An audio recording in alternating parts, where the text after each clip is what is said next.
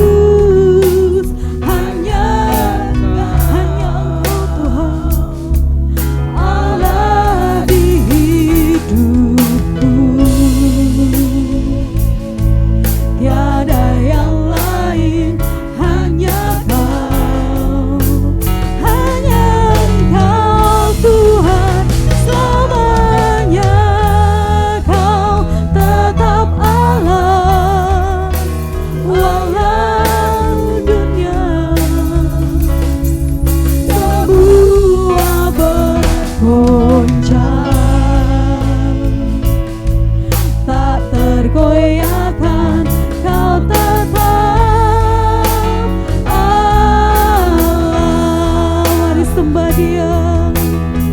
Yesus, Kau tetap Allah, Kau tetap Allah Tuhan. Apapun yang terjadi, Kau Allah kami Tuhan.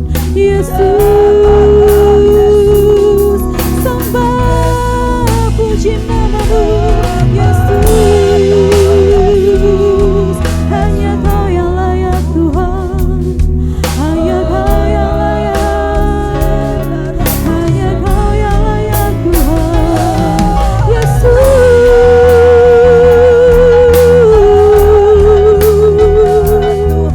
haleluya.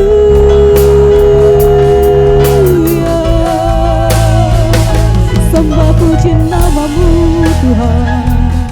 Hanya Kau yang layak Tuhan. Shikera papa shikera la la la la la la la. Jambah kami, hanya Kau yang layak Tuhan. Yesus Tuhan. Shikera la la ya la la la la la Yesus.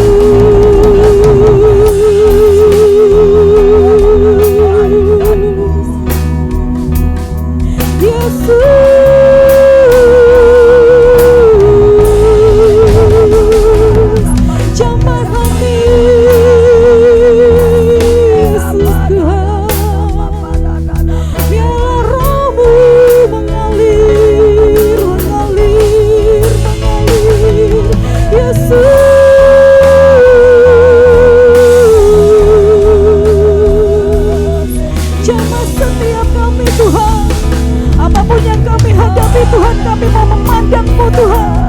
Yesus, serukan namanya, karena hanya di dalam namanya ada kuasa. Yesus,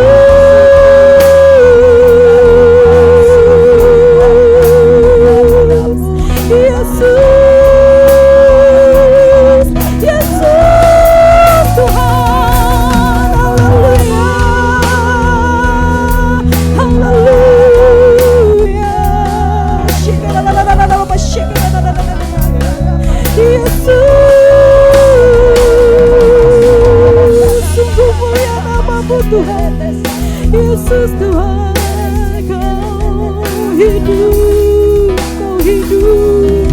Terima kasih Tuhan. Nyanyi dan bersoraklah bagi Dia, puji dan hormat, kuasa bagi Raja. Gunung tunduk, laut bergelora mendengar nama-Mu. Ku bersuka atas perbuatan-Mu, ya Tuhan. Selamanya Tuhan, selamanya Tuhan. Tiada janji seperti yang ada padamu. Nyanyi dan bersoraklah bagi Dia. Nyanyi dan bersoraklah bagi Dia, pujian hormat kuasa bagi Raja. Gunung tunduk, laut bergelora mendengar nama-Mu. Ku bersuka atas perbuatan-Mu, selamanya ku mengasihi-Mu Tuhan Yesus. Tiada janji seperti yang ada padamu.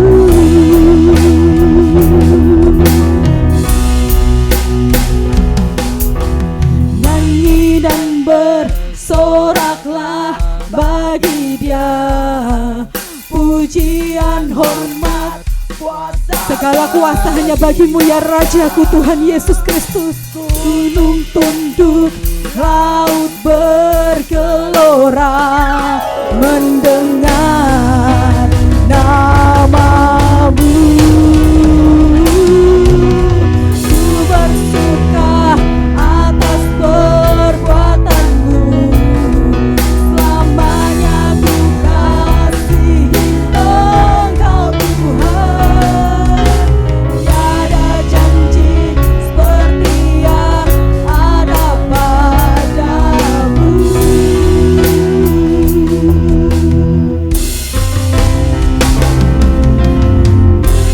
Dan bersoraklah bagi Tuhan Raja kita. Pujian, hormat, kuasa bagi Raja. Gunung tunduk, laut bergelora mendengar namamu.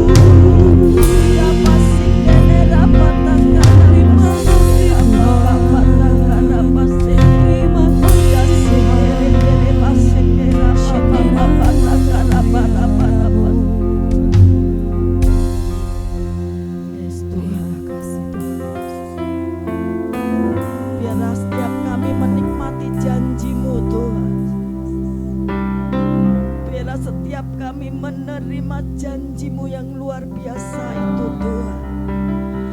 Kalaupun saat ini di sekitar kami mungkin tidak baik-baik saja, di lingkungan kami mungkin tidak baik-baik saja, tapi kami percaya, setiap kami orang-orang percaya, terus kami mengangkat tangan dan Engkau turun tangan Tuhan. Engkau memberi kekuatan, kemampuan Tuhan. Biarlah kami terus rindu akan Engkau.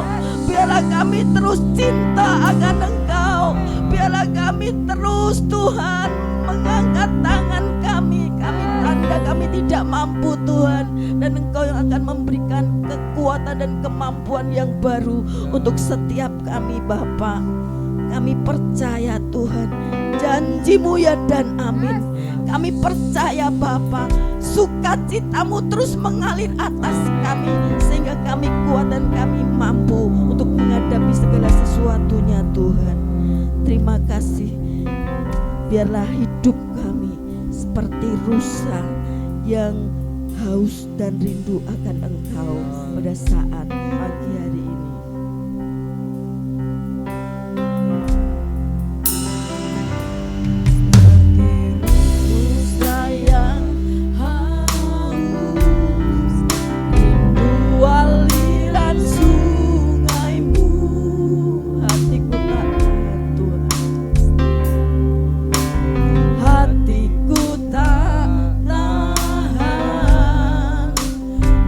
Menunggumu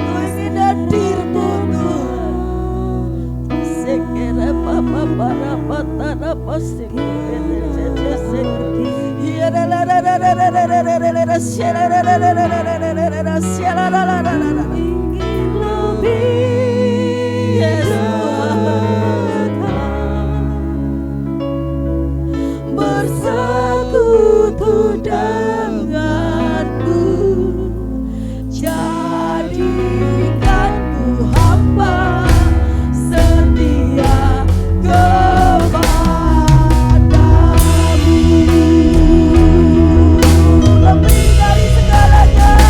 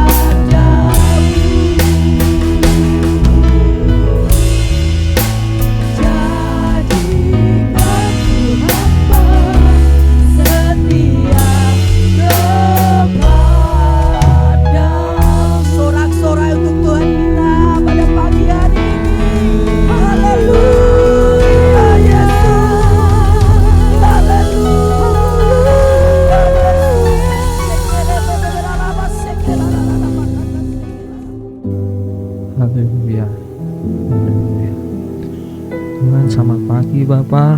Kami mengucap syukur Tuhan untuk pagi hari ini Tuhan, karena Engkau sudah memberkati kami sepanjang minggu ini Tuhan. Berkati keluarga kami Tuhan yang mungkin saat ini sedang bekerja, sedang melakukan aktivitas di luar sana Tuhan. Berkati mereka Tuhan, agar apa yang mereka lakukan, apa yang mereka kerjakan Tuhan sesuai dengan kehendak-Mu Tuhan. Ya Tuhan, kami juga berdoa Tuhan untuk bangsa kami, kota kami Tuhan.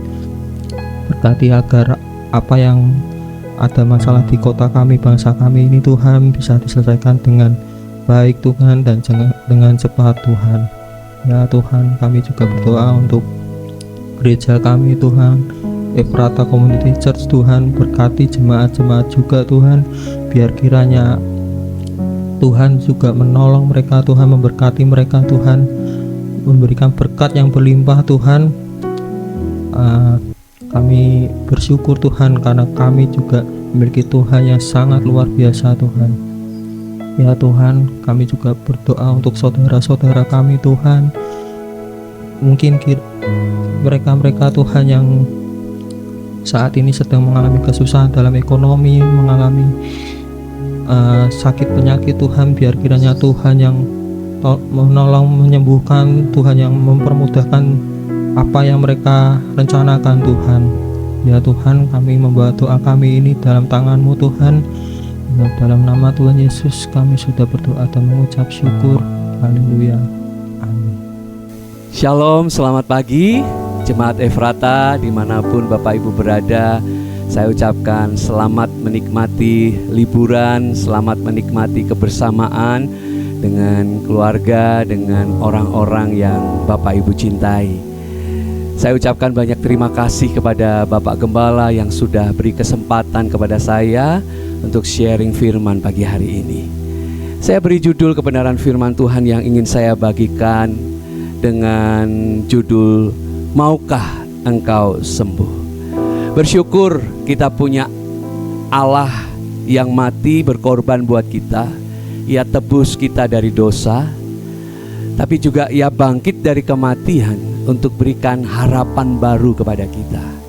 Karenanya sebagai anak-anak Tuhan, mari kita mau mengikut Tuhan hari demi hari dengan semangat, karena di dalam Dia selalu ada harapan, dalam Dia selalu ada kasih yang memampukan kita untuk kita menikmati janji-janjinya dalam hidup kita, termasuk janji kesembuhan.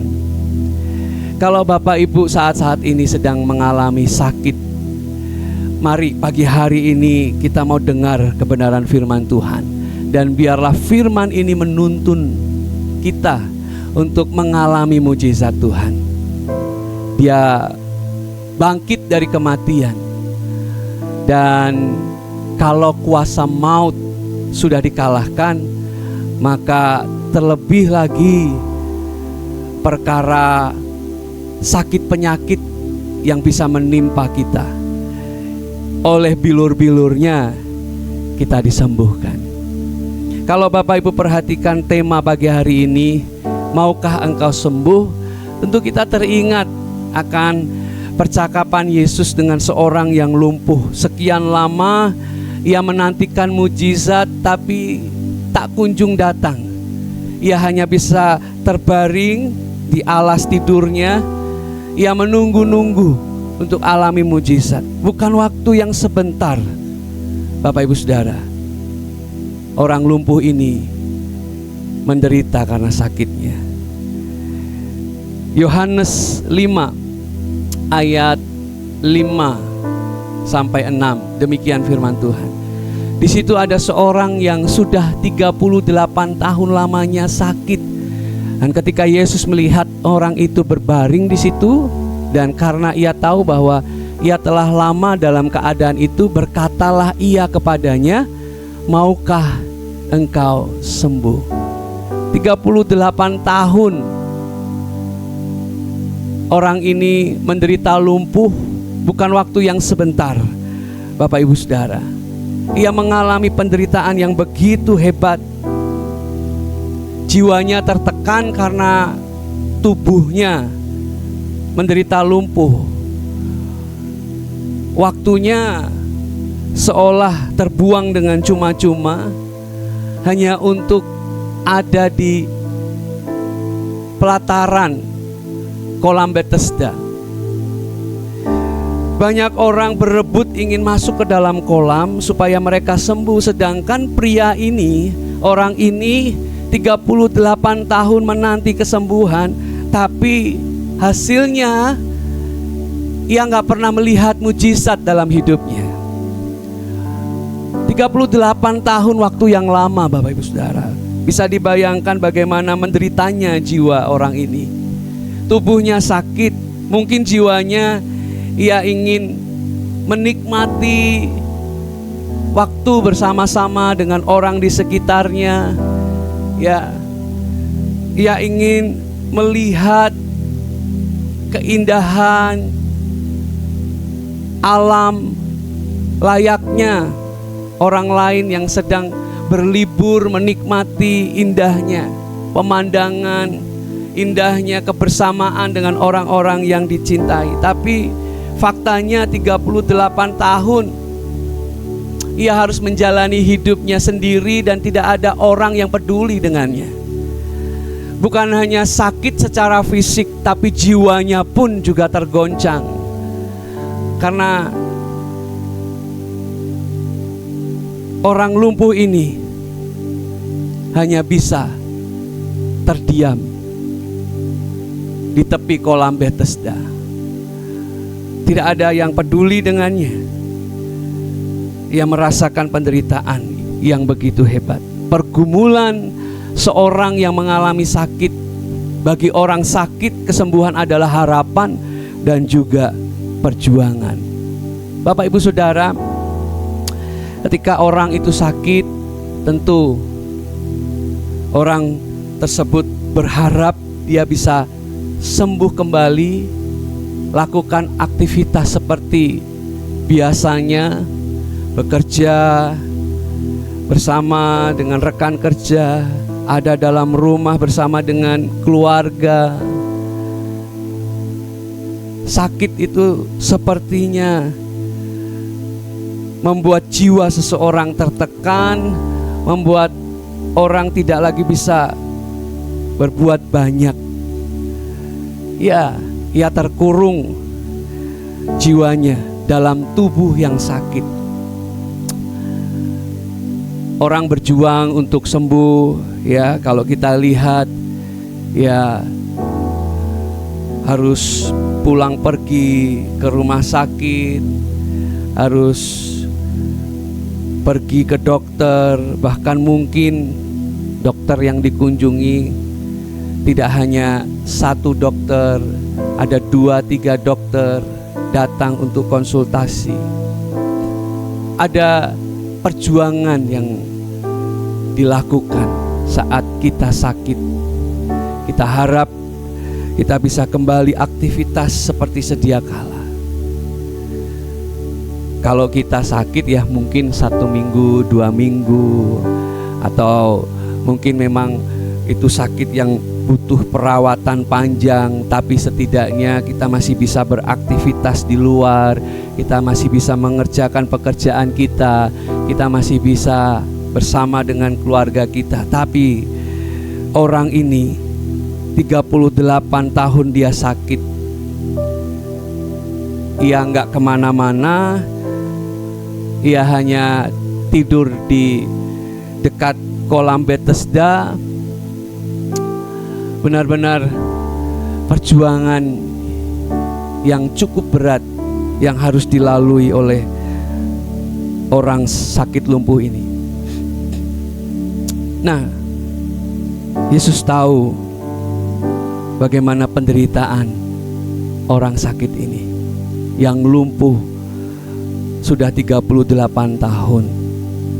Ya, ia berjuang melawan sakitnya tanpa ada orang yang peduli kepadanya. Pria ini mulai putus asa. Kalau ada orang-orang di sekitar kita bisa support kita, bisa beri semangat kepada kita. Bersyukur Bapak Ibu Saudara, karena ada orang-orang yang masih peduli kepada kita, dan itu membantu kita untuk semangat, ya, hingga kita bisa lekas sembuh. Tapi pria ini rasanya hidup sendiri dan tidak ada yang peduli kepadanya, hingga ia mengalami putus asa. Apa yang harus dilakukan untuk kita mengalami kesembuhan, baik secara fisik atau mungkin secara jiwa kita? Ya, karena tubuh sakit, jiwa kita pun juga merasakannya. Ketika kita sembuh, maka kedua-duanya akan sehat, baik tubuh ataupun jiwa kita. Lawan rasa keputusasaan dalam hidup ini. Ya, orang sakit ini berkata kepada Yesus dalam Yohanes 5 ayat yang ke-7. Jawab orang sakit itu kepadanya, "Tuhan, tidak ada orang yang menurunkan aku ke dalam kolam itu. Apabila airnya mulai goncang dan sementara aku menuju kolam itu, orang lain sudah turun mendahului aku." Tidak ada satupun orang yang peduli kepadanya, dan dia mulai putus asa. Untuk apa aku mengharapkan kesembuhan? Karena tidak ada siapapun yang peduli kepadanya. Saat orang putus asa, ia lebih melihat kepada keadaannya. Harapannya mulai hilang. Ia tidak lagi berharap bisa sembuh. Dan ketika ia mulai putus asa, maka jiwanya pun tergoncang, hingga makin lama lagi penantiannya untuk memperoleh kesembuhan. Jangan pernah kita larut dalam keputusasaan, Bapak Ibu Saudara. Mari bangkit dalam setiap keadaan yang kita hadapi. Kalau kita sedang sakit, maka jangan lihat diri kita yang sedang sakit. Memang tubuh kita memberikan sinyal kepada kita. Ada bagian-bagian tubuh yang ketika kita ngalamin sakit rasanya gak nyaman buat kita, ya. Tetapi jangan lalu kita tenggelam dalam rasa mengasihani diri sendiri. Ya, bawa dalam doa setiap apa yang kita rasakan. Ketika tubuh kita ini interaksi dengan kita, memberikan sinyal ke otak kita, ada bagian yang sakit, ungkapkan itu lewat doa. Jangan pernah kita merasa sendiri. Pria ini merasa bahwa dia sendiri, dan dia merasa dia orang yang paling malang, karena tidak ada satupun orang yang memperhatikannya. Sakit bisa melanda siapapun, dan sakit tidak dengan permisi untuk menyerang tubuh kita, ya. Ya, memang kadang cara makan kita yang salah itu bisa membuat tubuh kita sakit. Cara kita menjaga kesehatan, ya, itu juga menentukan apakah kita akan sehat atau justru kita jatuh sakit. Ya, kita berupaya untuk menjaga tubuh kita tetap bugar. Tapi yang namanya sakit itu gak pernah permisi. Kadang kita gak tahu, tiba-tiba ada bagian dalam tubuh kita yang sakit, dan itu mengganggu sekali kenyamanan kita. Ya, siapapun bisa sakit, tapi jangan sampai dengan sakit itu kita menjadi putus asa dan kita mengasihani diri sendiri. Kemarin Bapak Gembala sampaikan kepada kita, memberikan teladan kepada kita, sekalipun Bapak Gembala dalam keadaan sakit, tapi semangatnya melayani Tuhan sangat luar biasa. Harus dilawan dengan keinginan yang besar untuk menyenangkan hati Tuhan. Mengingat kebaikan Tuhan memampukan kita untuk terus mengucap syukur dalam segala keadaan, termasuk ketika kita sedang sakit. Ketika kita merasakan kasih Tuhan, kita tidak akan pernah menyerah dengan keadaan kita. Ya, ketika kita sakit, wah, kita masih tetap berani untuk melayani, tetap melakukan apa yang jadi tanggung jawab kita dalam pekerjaan, mungkin dalam studi. Lakukan semuanya itu seperti untuk Tuhan. Karena kalau kita mengingat kasih Tuhan, kita ingat pengorbanannya, kita akan dimampukan untuk melewati batas kekuatan yang kita punya. Dan Tuhan juga berjanji bahwa Dia tidak akan pernah izinkan tiap masalah itu datang melebihi kekuatan yang kita punya. Bapak Ibu Saudara, jangan kita putus asa saat ada sakit.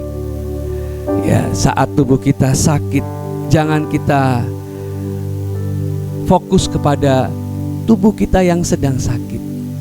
Memang kita butuh istirahat, tapi jangan sampai itu melemahkan iman kita hingga kita jadi tidak berdaya. Kita jadi putus asa, seolah menjalani hidup tanpa ada harapan. Mari terus berjuang, karena kita punya Tuhan yang baik. Pria ini berjumpa dengan Yesus, dan Yesus tunjukkan belas kasihannya kepada orang yang sakit lumpuh ini. Ada setitik terang yang menuntunnya hingga akhirnya terjadi percakapan berikutnya. Lihat dalam Yohanes 5 ayat yang ke-8. Yesus gak kompromi dengan alasan yang ia buat. Yesus gak berkata, oh, jika demikian kasihan kamu yang gak ada orang yang peduli. Sekarang aku datang untuk tunjukkan rasa peduliku kepadamu. Yesus gak kompromi, Yesus gak berkata demikian. Dengan segera Yesus katakan kepada orang sakit yang ada di Bethesda ini dengan berkata, bangunlah, angkatlah tilammu dan berjalanlah. Wow. Saat itu juga Yesus katakan kepada orang yang lumpuh ini untuk angkat tilamnya dan berjalanlah. Dan lihat, ketika pria ini sadar bahwa Yesus sangat memperhatikannya, ia tidak lagi sia-siakan kesempatan yang ia dapat. Saat itu juga ia bertindak seperti apa yang Yesus mau. Bapak Ibu Saudara, kalau kita terus tenggelam dalam kegelisahan, terus hidup dalam keputusasaan, maka firman tidak akan pernah bekerja untuk membebaskan kita dari belenggu yang mengikat hidup kita. Mungkin itu memang belenggu sakit penyakit yang menggerogoti tubuh kita, yang membuat aktivitas kita jadi terbatas. Lihat, belajar dari orang yang sakit lumpuh ini. Ketika ia dengar Yesus berkata, bangunlah, angkatlah tilammu dan berjalanlah, maka pria ini dengan segera, Bapak Ibu Saudara, lakukan apa yang Yesus perintahkan. Yakobus 2 ayat 26, demikian firman Tuhan, sebab seperti tubuh tanpa roh adalah mati, demikian jugalah iman tanpa perbuatan-perbuatan adalah mati. Kalau orang yang sakit lumpuh itu hanya dengar dan ia tidak bangun dari tempat ia tidur, ia hanya terbengong dengan apa yang Yesus katakan dan berkata, Yesus nggak lihat aku ini lagi terbaring di sini, dan lihat kolam juga airnya tenang-tenang aja, nggak ada guncangan dalam kolam, ya. Di situ kan dikatakan di Yohanes 5 ayat yang ke-7, nggak ada orang yang menurunkan aku ke dalam kolam itu apabila airnya mulai goncang. Karena mereka percaya ketika air dalam kolam Bethesda itu tergoncang, itu berarti ada malaikat Tuhan yang turun, dan siapa yang pertama kali masuk ke dalam kolam itu, orang itu sembuh. Mereka percaya dengan cerita itu. Dan hari itu ketika Yesus konfrontasi orang yang sakit lumpuh ini, ya, untuk taat dengan apa yang Yesus katakan, tiba-tiba ia bangun dan mengangkat tilamnya. Dan saat itu juga ia jalan. Ia enggak tawar-menawar dengan Tuhan Yesus. Ia enggak berkata, Tuhan, mana ada cuman bangun lalu angkat tilam, habis itu jalan. Ya, ini sesuatu yang enggak masuk akal. Tapi lihat, rohnya menangkap apa yang jadi pesan Tuhan dalam hidupnya. Ia dengar firman Tuhan hingga imannya dikuatkan. Selama 38 tahun jiwanya ada dalam penderitaan karena sakit tubuhnya. Ya, rohnya mulai padam. Tapi hari itu, ya, ia kembali menemukan kehidupan yang sejati. Ya, ketika ia dengar Yesus berkata, bangunlah, angkatlah tilammu dan berjalanlah. Ia melihat mujizat. Kalau kita datang ke dokter, pasti kita akan di lab, ya, keluar hasilnya, ya. Lalu kita lihat mungkin ada bagian-bagian yang mengalami gangguan, ya, angkanya naik, ya, melebihi yang harusnya. Ya, kita dengar itu, jangan takut. Ya, memang kita harus datang ke dokter untuk tahu bagaimana hasilnya, supaya kita ngerti, oh, jumlah angkanya sekian. Kita tahu apa yang harus kita lakukan.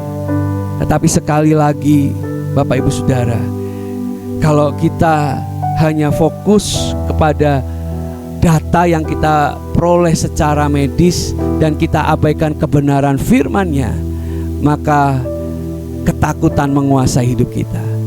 Tapi kalau kita datang kepada Tuhan dan kita berkata kepada Tuhan, Tuhan, semua hasilnya sudah keluar dan seperti ini hasilnya. Tuntun aku Tuhan, tolong aku Tuhan. Dan saat kita minta pertolongan Tuhan, maka firman-Nya lah yang membuat iman kita kuat. Dan saat iman kita kuat, kita akan mengalami mujizat-Nya. Mujizat Tuhan masih ada dan setiap kita pasti mengalaminya. Sama seperti pria yang sakit lumpuh ini. Ketika ia sadar bahwa ia harus hidup dalam firman Allah, maka ia memilih untuk taat dengan apa yang Yesus katakan. Dengan segera ia bangun, ia angkat tilamnya, dan ia melihat kesembuhan. Lumpuh jalan. 38 tahun sakit. Hari itu juga ia bersuka cita karena alami kesembuhan. Kalau kita ingin sembuh, mari ikuti tuntunan Tuhan. Biar firman Tuhan itu menguatkan iman kita. Ya, kita berjalan dalam janji-janjinya. Kita berjalan bersama dengan Tuhan, dan mujizat pasti kita alami dalam hidup ini. Menarik, di kisah selanjutnya dikatakan, Bapak Ibu Saudara, dalam Yohanes 5 ayat yang ke-14, ketika Yesus berjumpa dengan orang yang sakit lumpuh ini di dalam bait Allah. Ketika Yesus berjumpa dengannya, Yesus berkata apa kepada orang yang disembuhkannya ini? Yesus katakan, engkau telah sembuh, jangan berbuat dosa lagi, supaya padamu jangan terjadi yang lebih buruk. Kalau kita sudah disembuhkan dari sakit, bersyukur Bapak Ibu Saudara. Tapi jangan sampai kita main-main dengan dosa. Kita harus ambil komitmen untuk tinggalkan kebiasaan kita yang buruk dan mulai dengan kebiasaan yang baru. Hidup dalam kebenaran dan melakukan apa yang menyenangkan hati Tuhan. Ya, kalau kita pernah sakit di bagian paru-paru kita dan kita mengalami mujizat kesembuhan, jangan lalu kita sembunyi-sembunyi menghisap rokok, ya, kita merusak tubuh kita sendiri. Kalau dulu mungkin kita pernah sakit liver karena minum minuman beralkohol, ya, setelah kita datang ke Tuhan, bertobat, Tuhan sembuhkan. Jangan lalu setelah itu ketika kita tertekan, dengan sembunyi-sembunyi kita minum lagi minuman yang beralkohol tinggi, hingga akhirnya itu justru membuat keadaan kita lebih buruk. Bapak Ibu pernah disembuhkan dalam hal apa? Mungkin kita sakit akibat kesalahan kita sendiri.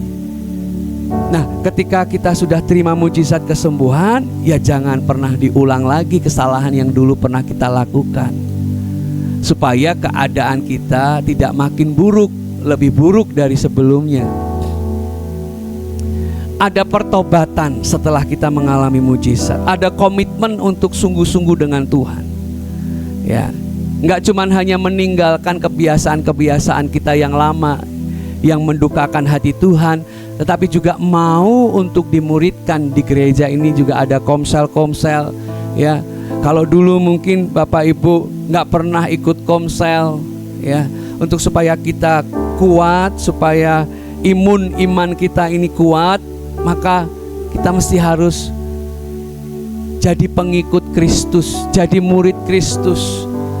Dengan cara apa? Datang ke komsel, datang beribadah, ya, tiap minggu, gak pernah absen kecuali kalau memang ada tugas keluar kota, bisa ikut secara live streaming atau mungkin di gereja yang terdekat. Ya, ada komitmen untuk sungguh-sungguh dengan Tuhan sebagai rasa syukur karena kita terima mujizat Tuhan, terima kesembuhan dari Tuhan. Nah, Bapak Ibu Saudara, kalau kita sudah mengecap kebaikan Tuhan, kita pernah mengalami mujizat kesembuhan, ya, jangan lalu kita tinggalkan Tuhan. Kita mesti harus sungguh-sungguh ikut Tuhan, mau dimuridkan. Kalau dulu mungkin kita hanya duduk di bangku gereja sebagai jemaat yang datang tiap minggu untuk beribadah, mari ambil keputusan untuk melangkah lebih jauh hingga kita makin mengenal pribadi Tuhan lewat pemuridan. Salah satunya tergabung dalam komsel, dalam pelayanan. Ada banyak pelayanan di gereja. Kita bisa bergabung dalam pelayanan yang sesuai dengan talenta yang Tuhan berikan kepada kita. Tinggalkan masa lalu dan hidup jadi ciptaan baru. Dimuridkan untuk jadi saksinya. Kita punya Tuhan yang hebat, Bapak Ibu Saudara. Kita punya Tuhan yang selalu mengasihi kita. Dia penuh dengan belas kasihan. Yang gak pernah lihat masa lalu kita, ya Tuhan rancangkan masa depan kita dengan indah. Oleh karenanya, kalau Bapak Ibu mau sembuh, jangan tenggelam dalam rasa putus asa. Jangan menyerah dengan keadaan. Jangan mengasihani diri sendiri. Bangkit dan dengar tuntunan Tuhan. Karena firman-Nya lah yang membuat kita kuat. Firman-Nya lah yang menuntun kita untuk alami mujizat-Nya. Dan kalau kita sudah mengalami mujizat-Nya, ingat, beri hidup kita bagi Tuhan. Mari datang kepada Tuhan. Kita punya Tuhan yang hidup. Dalam Dia ada pengharapan.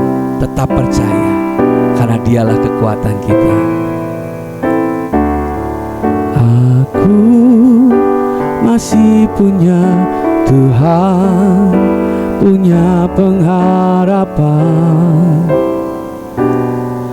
Aku tetap beriman, Tuhanku, Yesus kekuatanku, Yesus kekuatanku.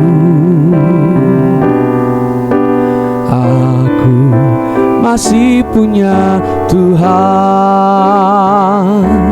Aku masih punya Tuhan, punya pengharapan. Aku tetap beriman, Tuhanku, Yesus kekuatanku, Yesus kekuatanku. Aku masih punya Tuhan. Aku tetap percaya, Kau pembuat mujizat di hidupku. Aku tetap percaya, takkan ku takut, Kau besertaku.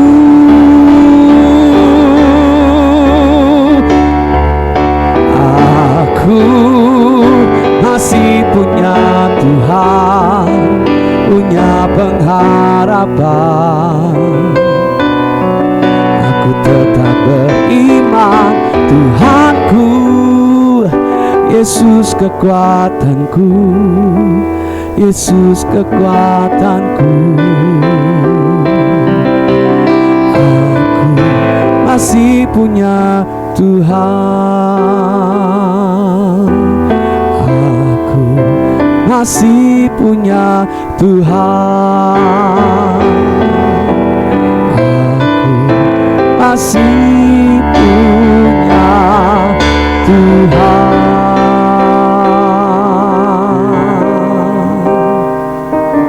Waktu selanjutnya saya serahkan kepada Bapak Gembala. Bapak, kami percaya bahwa ada mujizat dalam Tuhan, ada kuasa tak terbatas. Ketika Engkau bangkit mengalahkan maut, maka segala masalah kami pun kami akan bisa atasi bersama Tuhan. Berikan kekuatan, jemaat-Mu yang sakit Tuhan sembuhkan, yang dalam masalah Tuhan berikan jalan keluar, yang dalam pergumulan Tuhan berikan kekuatan untuk mengatasinya. Memberkati semua yang melayani hari ini, Tuhan perhitungkan semuanya, khususnya hamba-Mu Bapak Estu, Tuhan pakai semakin dahsyat dan menyenangkan Engkau. Memberkati semua jemaat-Mu, apapun yang dikerjakan, apapun yang dilakukan, kemanapun mereka berada, Tuhan beserta dan menjadi berkat. Terima kasih Bapa. Saudaraku, mari masuk hari dengan sukacita. Sekarang terimalah berkat dari Allah Bapa, cinta kasih Tuhan Yesus Kristus dan persekutuan dengan Roh Kudus menyertai senantiasa sekarang sampai selama-lamanya. Doa Bapa kami yang di surga, dikuduskanlah nama-Mu, datanglah kerajaan-Mu, jadilah kehendak-Mu di bumi seperti di surga. Berikanlah kami pada hari ini makanan kami yang secukupnya, dan ampunilah kami akan kesalahan kami, seperti kami juga mengampuni orang yang bersalah kepada kami. Dan janganlah membawa kami ke dalam pencobaan, tetapi lepaskanlah kami daripada yang jahat, karena Engkaulah yang mempunyai kerajaan dan kuasa dan kemuliaan sampai selama-lamanya. Amin. Selamat pagi, selamat berlibur, Tuhan memberkati.